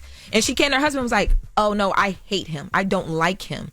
So when he revealed that, they're like, no, like took him right off. Yeah, Diddy's scene was just like, no, I don't like him. It's too definite, even though it's not the husband. There was an older black lady who they talked about, or who was there. A lot of them jurors, y'all saw that Cassie video. Like, I'm not even gonna hold you. How could they not? It was on CNN. It literally was a CNN exclusive video. That was the reoccurring theme. People kept bringing that up. So one woman said that she didn't see the full video, but she saw a screenshot of the video, and that it was very can I say damning? Yes. Yes, you can it say was that. very damning. You're such a prude. No, because I don't know if we could say on the radio, but that got her excluded, meaning they're not going to use her as a juror, because they were like, wait, for you to even, she was like, it was damning. Judgment, It was damning, but I can still make a clear and fair decision. Yeah. Diddy scene was like, nah, How did Diddy look? How did Diddy look? Wait, I don't know. What I don't understand about that video is he's not on trial for this. Exactly. But everybody's seen it, which makes him look bad. Exactly. Puts him in a bad light. And I want to bring this back in the next hour, because I heard something in the courtroom about the video and how it will probably not be used by the prosecutors, even though they are able to admit the original video. And I've been getting a lot of pushback for calling this out, because people are like, that doesn't mean anything, or they can still. And I'm like, no. But you said, how does Diddy look? Did they look stressed out? He's definitely a lot thinner. Face is very pale. A lot of gray hair. Some black, but a lot of gray hair. You could tell he was nervous, and he said it in the courtroom. He had asked to go to the bathroom. He was like, "Excuse me, Judge. I'm a little bit nervous." But you could tell at one point in time, I saw, and I was watching him very closely. I saw like his hands shaking a bit, but very involved. He's fighting for his life, literally. Like, I mean, he came with like a case of paperwork. He was on the tablet sitting next to Brian Steele. He's reading every juror profile as things are happening. Like when that man revealed that his wife was a part of that litigation team, he's reacting with his attorneys. They're having conversations, but he's also, even though he's in all of that, still very like enduring. Like he was making them laugh. Well, they were having a good time. The shaking of the hand, I don't think makes him nervous, but remember when he was up there, his hand was shaking like that as well. So it might be nervous. I don't know if it was nervous, or maybe he had something wrong with him. He was happy in this room. It was his left hand. He wiped up that champagne. I'm sure he's happier. I remember that. Yeah. You know, Diddy had his own Met Gala in jail last night. You do know that, right? Oh my God. Yo, Jess. Oh my Super God. fine, tailoring black style. They was altering their jail suits. Yes. Walking the red carpet, and the carpet is red because it's stained with blood from bunkies. Wait. He always This go too guy's far. crazy. No. Look, before we have to wrap this up, and I'm going to bring this back because I have a little bit more. There was one juror who said she had to admit the fact that she saw something on her timeline that she liked, and it was a Diddy joke. And they were like, what was the joke? And she was like, it was something about baby oil. And I was like, she gonna say Jess Hilarious in the Breakfast Club. I just knew. She didn't, though. Oh, okay. She didn't. She couldn't remember, but I swear to God, I was like, I know she about to say you. it. But because of that, they were There's been like, some great jokes from this situation. It really has been some amazing jokes that have been made about this. Okay, and they will never end. And just last question before we move on. Was his family there? Was his sons there? His mom there? No, not his sons or his mom or his daughters. There was 2 people in there that I think were there for him, but I don't know for sure, and I couldn't recognize them. But there was a guy with a free Diddy shirt on the first half when I wasn't in the definitely courtroom. not gonna get picked as no juror. Yeah, he wasn't a juror. I believe he was just in the stands. I don't know. Somebody. Yeah, another one of my reporter friends who was actually in the court with Diddy at the time told me that he was in there and they made him turn the shirt around. So okay. All right. Well, happy birthday, Meek Mill. Did Meek Mill birthday for real? Yes. Meek did not want that. He didn't want that right there. He did not want to be mentioned right there. Not right there. You could have waited 5. And you mentioned them at the bottom of the report. Like, why would you do that? Hey, yo, why would you do that? I mean, that was the best way to insert it. Meek don't want nothing to do with any of this. That was the best place to insert it. You could have wished Meek happy birthday anytime You could have during done next hour. You could have done that in 20 minutes. And you ain't had to ask how Diddy look. Because was he stressed out? Now we got to keep an eye on Diddy. Keep an eye on Diddy tonight, y'all. He's gonna give y'all something. Gonna surprise y'all with something. All right. Who you giving your donkey to? Thank you for the latest. 4 after the hour, man. You want to talk about bunkies? No. We're going to talk about bunkies. There's a woman named Christina Solamito who exposed her bunkie in public, and we need to discuss. She needs to come to the front of the congregation. We need to have a word with her. All right. We'll get to that next. It's the Breakfast Club. Good morning.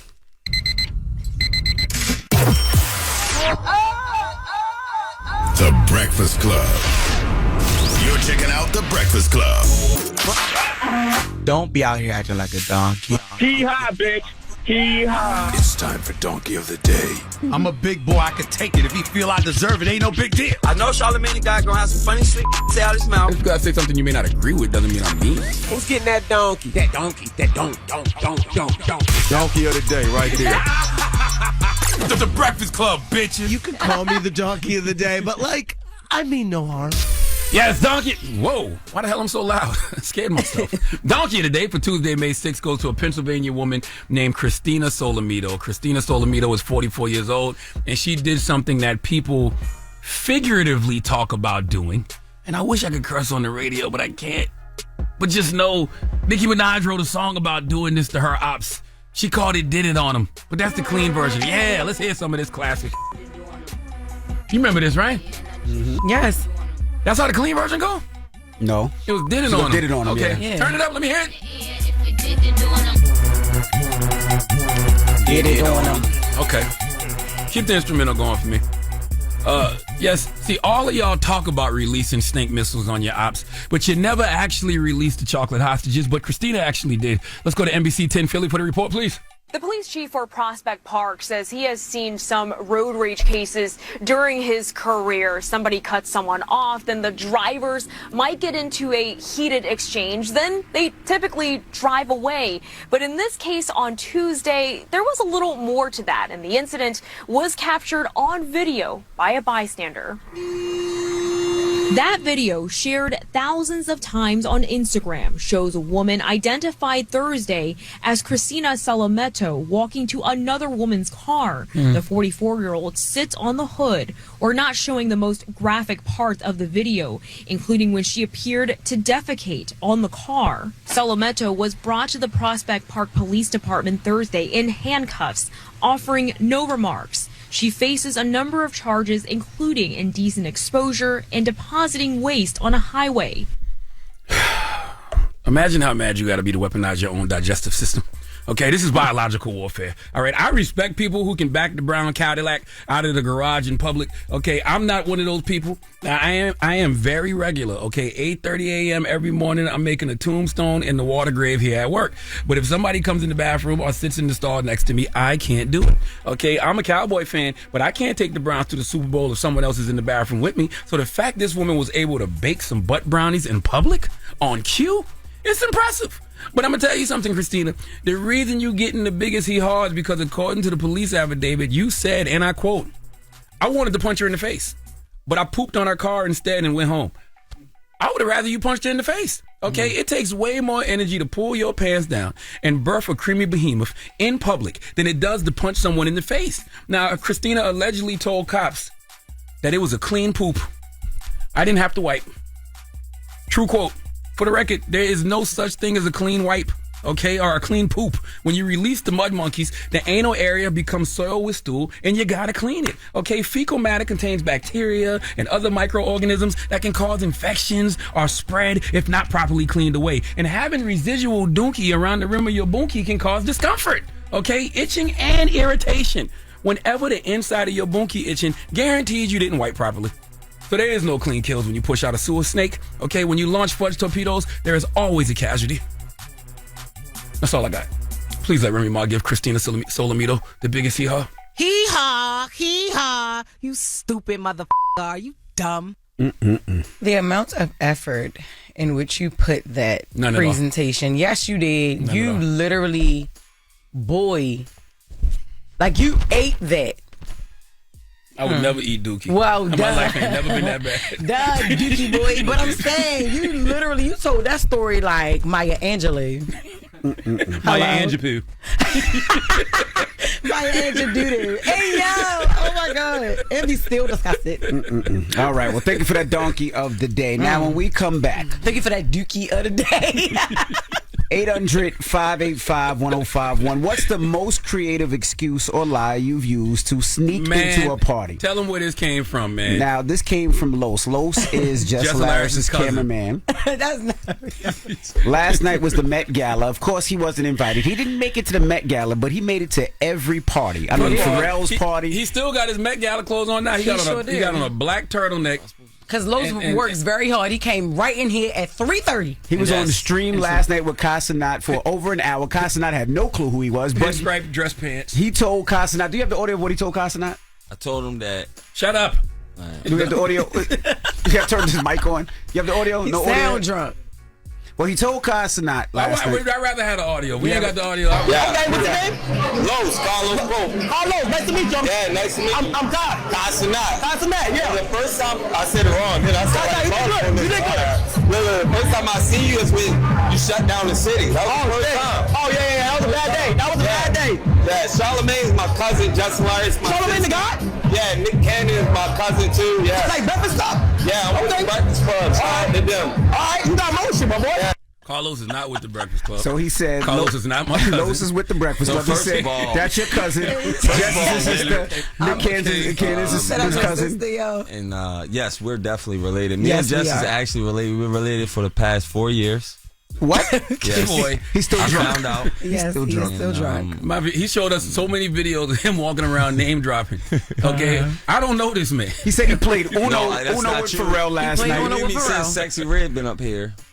Huh? When Sexy Red came up here, you told him my name was Los. So we've been knowing each other. That proves you know him. But Yes. you beat Uno. You beat Pharrell and Uno. I beat somebody in Uno. He didn't beat Pharrell. He said he Not lost. Pharrell. He said he beat the white guy. But he He- watched. He watched. He said the actual one of the owners of Louis Vuitton actually paid for his ride share to him to get to work he was this trying morning. to hit. He was trying to hit. He was trying to hit. I'm telling you. No, You still he a- didn't. hey, you still a virgin? Yes. Yes. You better go in the bathroom and check. No, he didn't. No, he didn't. His poop come right out this morning. I mean, clean. You don't even make no noise. 585-1051. What's the most creative excuse or lie you've used to sneak into a party? Let's discuss. It's the Breakfast Club. The Breakfast Club. Steady calling my phone. It's topic time. Call 800-585-1051 to join into the discussion with the Breakfast Club.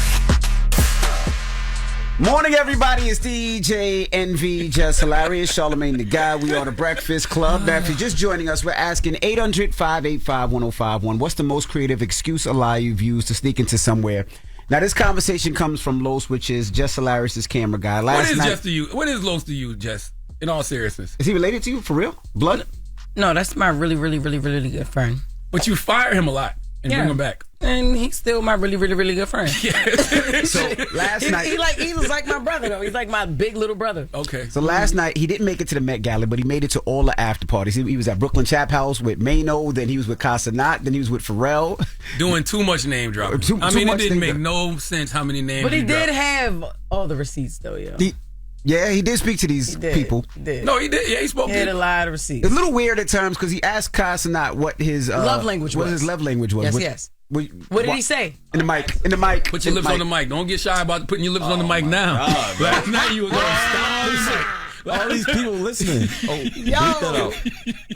Go ahead. What he say? Acts of service and he told you. Physical touch. So he's in tune with that then, because those are actual. Yeah, he has a girlfriend. So that's why I asked him, because he has a girlfriend. I thought he was young and he has a girlfriend. I probably wouldn't.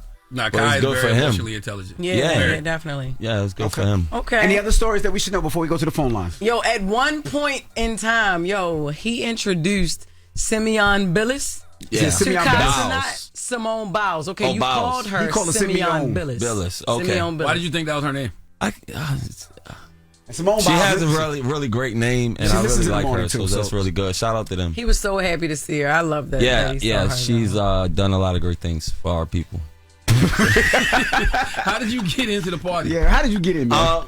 I can't tell y'all that, but I got in because I knew somebody, and that person let me in. Not let me in, but they said I'm gonna let you in, but don't tell nobody you with me. No. Okay. I was with them for sure.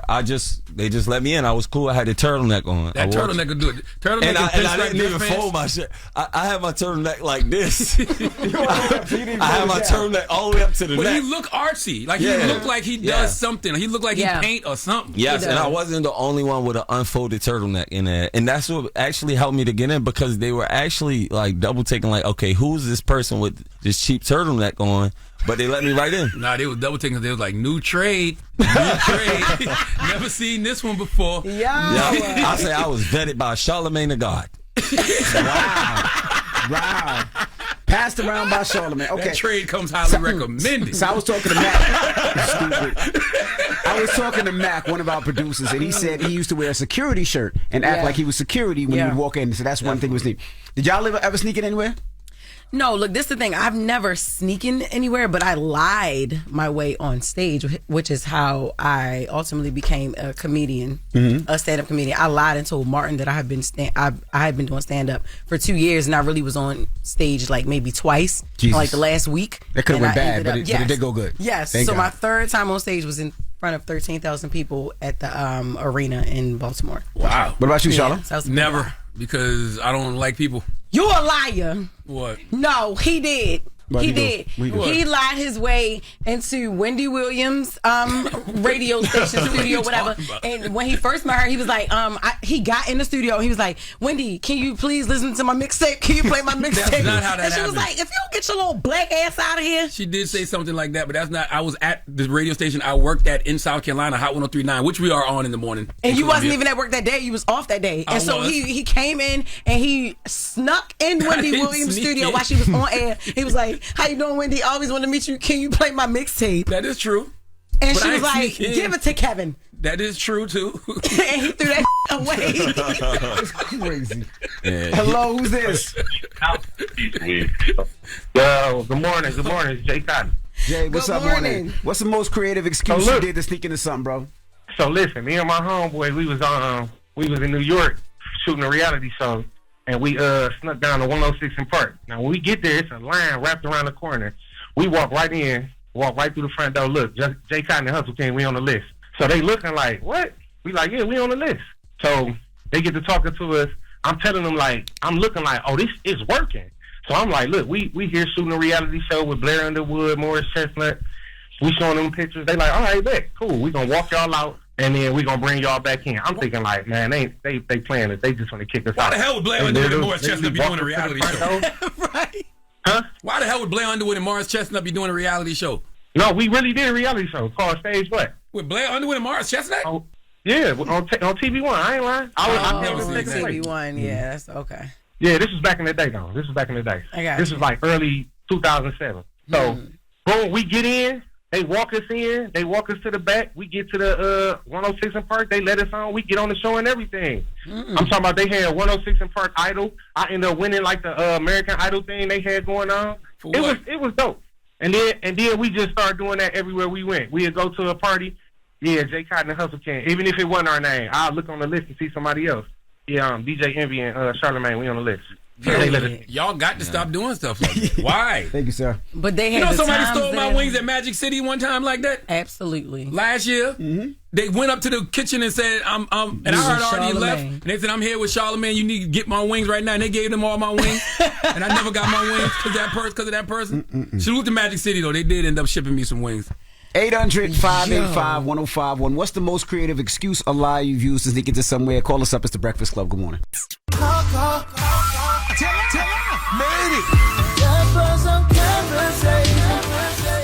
y'all talking about it, you know we talking about it. It's topic time.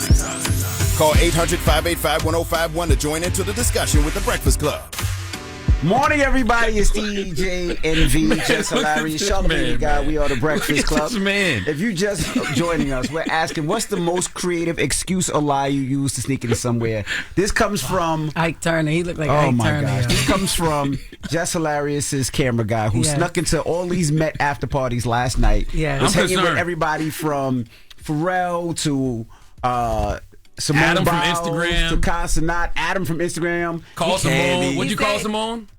Simeon Billis. Candy Simeon Billis. Oh, Candy Burrs? Candy Burrs? Yeah. Okay, Candy Burrs. And her daughters. Yeah. Yo, you said you saw Sierra. Oh, Sierra. Sierra said her Can I son say said something about Sierra, though? Yeah, what? Oh, my God. Uh-huh. Mr. Russell. Brother. It's Wilson. Russell Wilson. Brother. All right. Brother. Why you say Russell's name like that? Because the last Sierra I really remember was back in the day. Yeah. We know who Sierra was. All right, bro. When she walked up to me, that woman did not walk up to you. Don't lie on that woman like that. That woman did not walk up to you. Yo, she walked up to me. And she said, hey, could you give me a drink? Not friend. I said, hey, I'm Carlos Pope. She said, hey, I'm Sierra. I said, whoa. She called you Casanat friend? No, but I just made it up. But what I'm saying is, she did walk up to me because she seen me in close proximity. Of Kai. But you was giving bartender vibes, though, with the turtleneck and the pin. She asked you for a drink. Yo, let me tell you something. Sierra is one of the most gorgeous, beautiful black women I've seen in a long time. You saying this like people didn't already know this? Not into my face. So what did you say to her? Hold on. Is that what you told the dude last night? That's got you Not in my face. Who you say got on the ride share? Yes, he said Sierra. He said no. Let It's me tell you. gorgeous, man. So I just he wanna said one say of the that to owners the of rest Louis of the world. Vuitton gave him a ride, paid for his ride share to the station. Yeah. Is that the only thing that got shared? Is that the only ride that got shared last night? So Sierra, when I was seeing Sierra and I was... What did you say that Sierra said about her son? You said that Sierra said to you, my son loves you. Yes. But to Casanat. Because I was like, why the hell would Sierra say Lil Future love you? Like, I don't understand. No. Okay. You should have wore that wig last night, yo. You know who else was there? He'd have made it on the red carpet with that wig. Yes, I would have killed it. But go ahead. Okay, come on, hurry up. And shout out to Candy. Candy is 48 years old. Yes, she is. She looks damn good. Another beautiful black woman. Hey, I just want y'all to know, man, this ain't our cousin. No, it's not our cousin. So I don't know what y'all did to this man He's last not night. part of the show. No. So whatever happens with Los, you're on your own. This is Jess Hilarious cameraman. I gotta claim him. This is my guy. Los is my guy. I wouldn't claim him. And I apologize. You know what he did last night? That's why I'm apologizing to anybody. Nothing happened last night but good things. I met Sierra. I met Candy. I met Pharrell. I met somebody from Louis Vuitton. I met a few actors. I met a few famous white people that I don't know their names. Take about the gentleman that tried to take you to get something to eat. Oh, yes. He said, where you at? Where you going? Who you with? I need to know. Right. I have no idea who that man was. It was just one guy? It was a group of men. Orgy. Oh, so it was a group of men and just you. No, It was recording. He don't even remember recording. I was off to the side.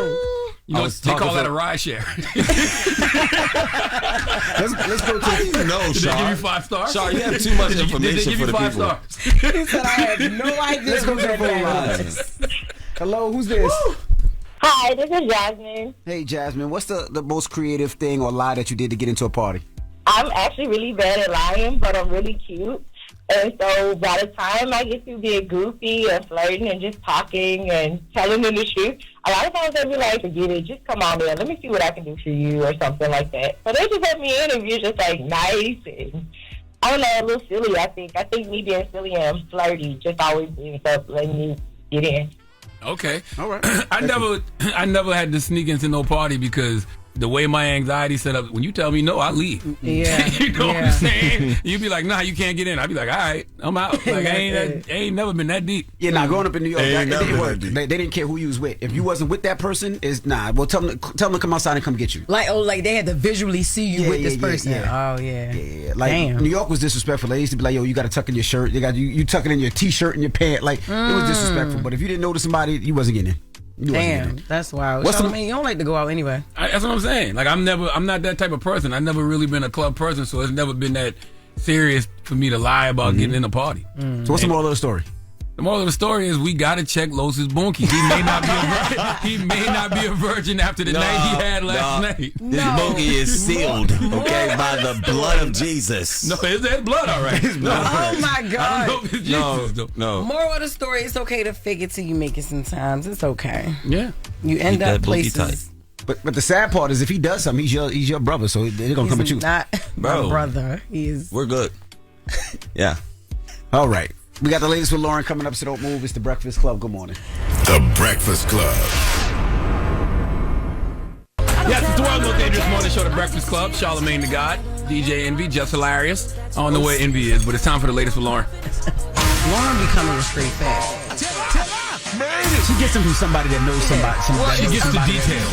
I'm the homegirl that knows a little bit about everything. She be having the latest on this. The latest with Lauren LaRosa. Sometimes she have facts, sometimes she have details, sometimes she have a little bit of everything. What was the latest? On The Breakfast Club. Talk to me. Y'all tired of talking about the Diddy trial yet? Yes. No. I got No. I got Go a little ahead. bit more. What else Just you got? a little bit. Go Okay. ahead. Make it juicy. Thank you. Okay, so I went back through my handy dandy notebook because I can only take notes in there. Mm-hmm. And one of the things I wanted to touch on that I saw was making some headlines because I had some exclusive details on this. Was they're having a conversation right now because in court prosecutors let the judge know that they don't know what they're going to do as far as victim number 3. So it's victim 1, who we now know is Cassie. 2 and 3, and these are all supposed to be alleged former girlfriends of Diddy's.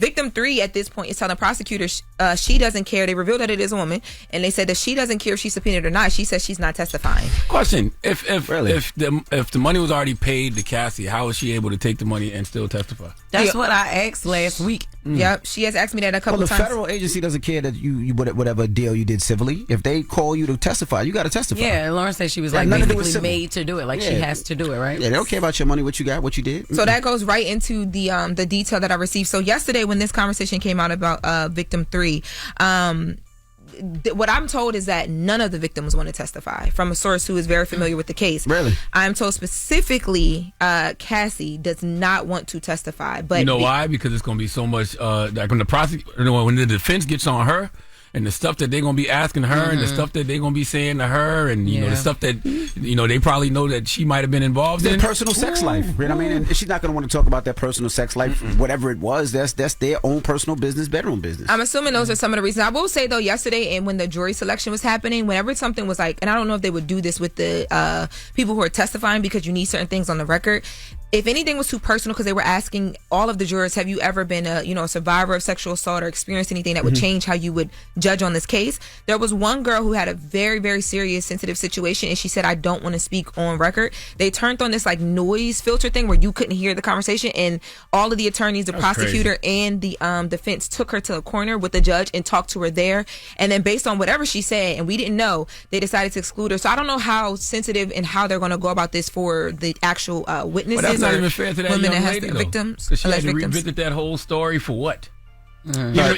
Even She just had to be telling, excused, even yeah. just saying it to them in that little personal setting. That's traumatizing. Well, they have to ask everybody because so many people lie to get off these cases, so they have to ask. But even with Cassie got kids, right? Yeah. So this is testimony that's going to be heard. She might not want to. Her sex life and her personal life is her personal life. The fact that she has to say this in court will be recorded, will be talked about for years, and her kids will probably see this one day, and she probably doesn't want that. Well, I will say the Which judge, is foul, like you said. She shouldn't have to if she doesn't want to. Yeah. When it comes to certain things. the judge is a very. I've never, in all the cases that I've like monitored and reported on, I've never seen a judge as human as this judge is. This judge is like, he did allow people when they were talking about sexual assault, even if it was like to a family member, he would ask like, if you're okay with sharing. Like he would say things like that. Right. Never seen that before. So I think that the judge will he understands how temperamental the case is. But when it comes to Cassie as well, there's two things. So you talked about like her name and stuff like that. There are, and I don't know exactly who, because again, we only know Cassie as victim 1 because of certain documents and reports. But yesterday, the way that they talked about these women, victim 1, 2, and 3, they talked about them being able to get on the stand and testify under pseudonyms. So like, not their actual name, because even though you might be in court and you'll see them, I think it's because for the on the record, like just for what you're People speaking will to. see them and say their names immediately. So that sounds stupid as hell. 100%. But they asked, that was a part of what they were asking the jury yesterday. Like, are you okay with people being able to testify in a case like this, which involves sexual assault or whatever, under a pseudonym versus putting their actual name behind it? But the Cassie, who gets to pick the names? I think it's just like victim 1, victim 2, or like stuff like because that. the pseudonym is usually a fictitious name. Yeah, I don't think it's going to be like Mary and her name is like Sabrina. Like, I think it's going to be like something that the court, like, how they use them terms in the doc. Or fictitious? What I said? You said fictitious. Get them. Oh, okay. Yeah. Same thing. That's kind of but no, it's not. Because you don't want to be a male victim. Then they name your name like, you just call him Dick Van Dyke or something crazy. Oh my god. It always you goes and that fan and Mark Agnifilio, that's Diddy's lawyer, said on the record, because they started talking about the video because so many of the jurors were, that the Cassie video was excluded. And I was like, what? Since when? Because they had said that they could use it as long as it was the original, right? So then Diddy's attorney came on and was like, first of all, but she didn't say this, but it was a summary. She basically was like, first of all, it's not excluded, but right now we're just choosing not to use it. And I was like, wait. It really doesn't. What don't make sense? So they're gonna use it later? I mean, they can choose to use it whenever they want to, but it made me start thinking about like what their what their angle is going to be into this, and I feel like they're going to probably stay away from that because his charges are not like what you see in that video. They want to have a strong case. They don't want nothing that he can like, you know what I mean? But that caught me. I was like, hold on, wait, did she just say that they're not going to, as much as they fought for that video, but maybe it's just to have the option. So what are y'all predictions? Predictions on what? On the case. We haven't heard none of the evidence. This girl here, man. We haven't heard no evidence yet. You want to be draft picked so bad. What are your predictions? You want to be digged down so bad. You can't say that, Oh, Loren. shoot, sorry. Jesus Christ. Sorry. That was a crazy. real life moment. That's how I talked to him off camera. Crazy. Yeah. That Doing that was risk. insane. So how was it you went to court yesterday and Yes. you went to court like it was the club. Did anybody look at you crazy? First of all, all of the court staff was like, oh my God, you're best dressed. I was like, there's more to come. I'll be back. There's more to come. I'll be back. Yes, I know because that's I'm right. going back. I won't be there today. Court picks back up today, actually, in like 30 minutes and the rest of the week, but I'll be back on Friday, and there's 8 weeks of actual trial, so I'll be there as much as I can be. I was tired. I'm not going to hold y'all. Did he speak to you, Puff? I don't know him to speak He kept to me. peeking at her, though. He was like, who is that? Who is that? Because she wasn't dressed like all of the other media people. Thought possibly another accuser. Yes, that's what he thought. Like, oh no. Shout out Where'd to she come Romeo from? Hunt for the fit. Okay, so what you wearing this Friday?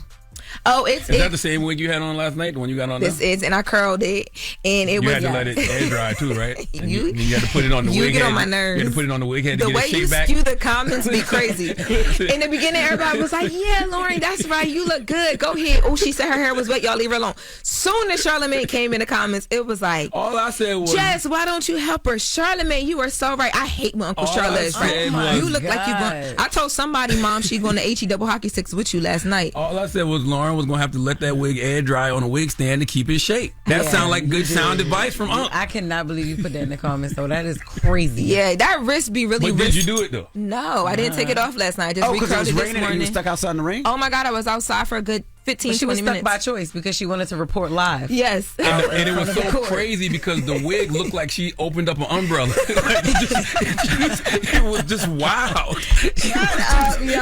Oh my God. Like when she got an umbrella, what she complaining Go about? And I'm off, like, girl. oh, that wasn't her hair. What else advice you gave me? You told me to mold the top where the part is at, Lace right? is. Yep. Go sit under the dryer. Go ahead, girl. Tell her. All All right. You back today. But what Oh, are you baby. wearing Friday? What you mean What are she you back wearing today? Friday? That net can catch so many fish. What you mean? Wow. What you talking about she back You today? be so mad you don't remember what it's like to have hair air dry. Like you be so pissed off. It's not our fault that your hairline exited a long time ago. All right, girls. All right. The old heads be so upset at what they lost. It's gone, Stella. Let it go. We still don't know what she wearing. Exactly. All Friday. right. Well, that was the latest with Loren.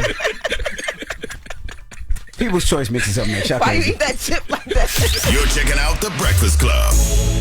Morning, everybody. It's DJ NV, Jess Hilarious, Charlamagne the Guy. We are The Breakfast Club. Salute to Shakur Stevenson for joining us this morning. Man, salute to Shakur. Shakur got a fight on May 12th in Central Park, and all of y'all need to stop ducking Shakur Stevenson. Like I said during the interview, I don't want to hear none of y'all talking about Shakur. Don't hit hard. Shakur, you know, he runs and all that. If you're not gonna get in the ring with him, hush. Okay, hush, because he ain't ducking nobody. He want all the smoke. That's right.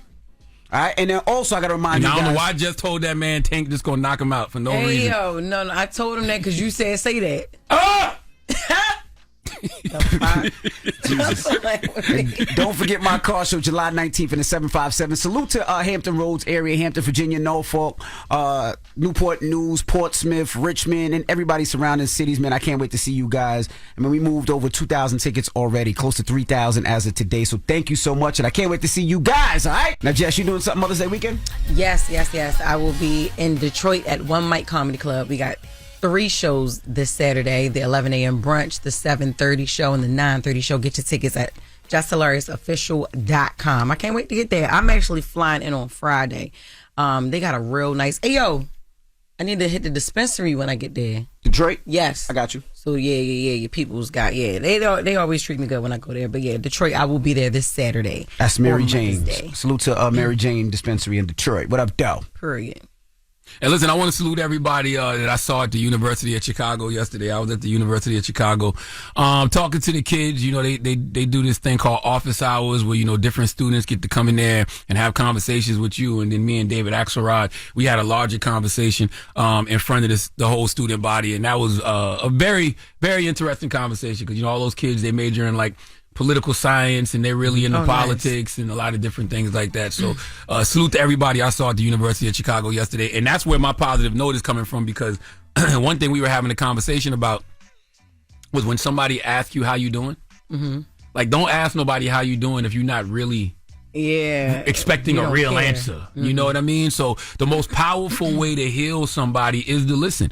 Don't think a judge, just listen. People start to heal the moment they feel heard. You can't be a healer if you refuse to step outside of your own emotions and view things entirely from the perspective of the other person. So remember that next time somebody asks you, next time you ask somebody how they doing, you better be prepared to listen. Have a great day. This time I'm gonna do it. All right, go ahead. Rehearse. Ask me how I'm doing. How you doing, Jessica? Do you really care? I do. That's why I asked you. Yeah. All right. So whenever you think somebody don't care, ask them. This is how you know if somebody really paying attention. If you be like, "How you doing?" and somebody just say, "How you doing?" back, they don't really care. So you got to start asking. Like if I say, "Envy, how you doing?" be like, "Yo, do you really care?" I be like, "No, not for real." You know, and then we can just go about all that. And remember, no is a complete sentence. So if that person tell you no, not really. Yeah. I'm just saying it because that's what's natural to say. You know, how you doing? That's it. Breakfast Club, bitches! Y'all finished or y'all done?